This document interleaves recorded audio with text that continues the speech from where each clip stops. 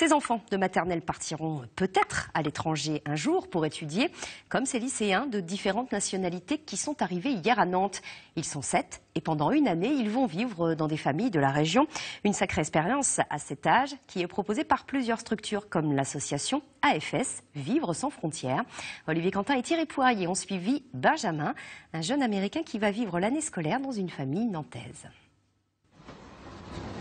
Le rituel est respecté. Toutes les familles sont là pour accueillir leurs enfants. Parce que c'est comme ça qu'ils les appelleront dorénavant. Ils les considèrent comme leurs enfants.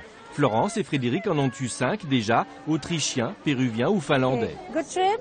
Yeah, great. Very tired? No? Good, great. Aujourd'hui, la famille est venue accueillir le 6e, Benjamin, un Américain. Premier coup d'œil sur la ville pour ce natif de Los Angeles et découverte de la chambre qu'il occupera pendant son année scolaire. Une année qu'il passera dans le même lycée que Quentin.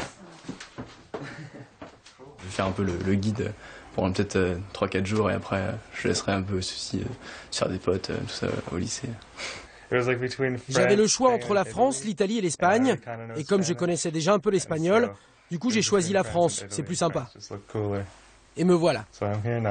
C'est tout nouveau, c'est quelque chose quand même qui est un peu difficile à appréhender.